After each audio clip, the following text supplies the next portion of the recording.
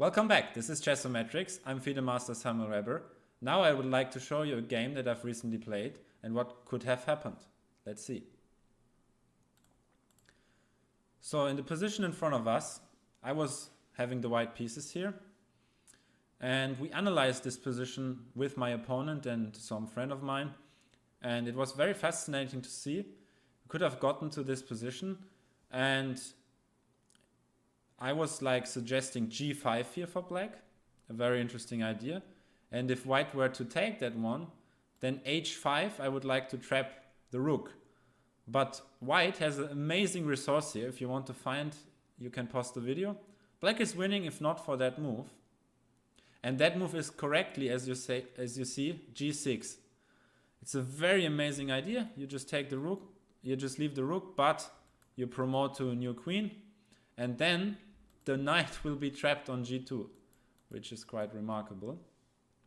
And the engine even doesn't take this rook, plays bishop f7, and I mean, does not promote, just plays bishop f7 and wins the game like this, because the knight will be trapped on g2. Quite remarkable. So g5 does work for white because h5 is not working for black. And after takes rook g1, we were analyzing something like e3, and you cannot take because of takes and then some mating ideas. And here black also can just promote and win the endgame with the pawn up. But white just has f3, and once again the knight is trapped and white wins the game. So this is also quite funny. But black still has a way to equalize here. If you want to find this on your own, you can probably take 5 to 10 minutes of thought because it's quite difficult. And yeah, you just take the time, pause the video, and see you on the other end. So the idea for black here is to understand firstly that your knight is trapped, but that you have a lot of counterplay left with all of your 4 attacking pieces. This rook is a bit misplaced. This rook does nothing in the defense for now, also not in the attack. But this bishop does. It defends this diagonal. And why that is so important, we will see soon.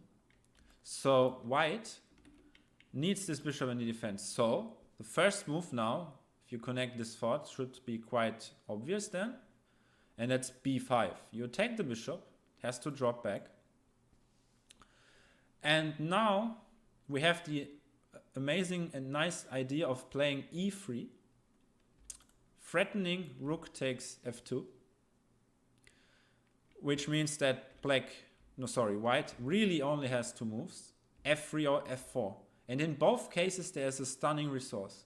After the move f3, black can save the game with the thunderstorm move rook takes f3. Thunderbolt, yeah, this is amazingly played by black. And you threaten rook takes f2, a rook f2 check. And after king takes f3, there's the move e2, and you promote to a new queen. And you take with the knight. After king f4, you luckily have rook f5 check.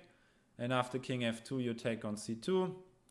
And for some reason, this is a perpetual check, because you always have some mating ideas, and it's very, very difficult. Maybe not a perpetual, but it's still difficult for both sides, but it's objectively equal.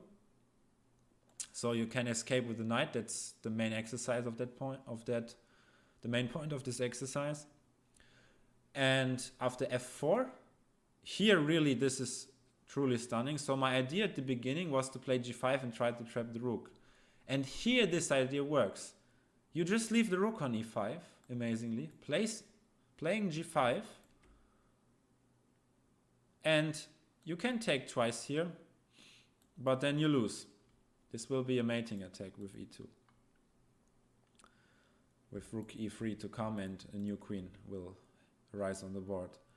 And after taking the rook, there's of course rook f2 check and e2, and you promote to a new queen again, and the knight will escape. the king can stop the pawn, you have checks with the rook, and it's quite drawish. Even though it's still a game, yeah? White has a passed pawn, black will be material up, but it's a dynamic, equal position where both sides have chances to win, I guess. But it's remarkable that black with these resources could still escape with the knight. So if we come back to this position, the knight is completely trapped, but with the idea of playing b5 and sacrificing a rook in both lines, you can still use your own counterplay with rook, knight and pawn to create enough play to make a draw maybe. So this is quite amazing, and I hope you like this video. I always like to show these instructive ideas to you, and I hope you stay with us. Subscribe to our channel if you like the content, and see you in the next videos. Bye bye.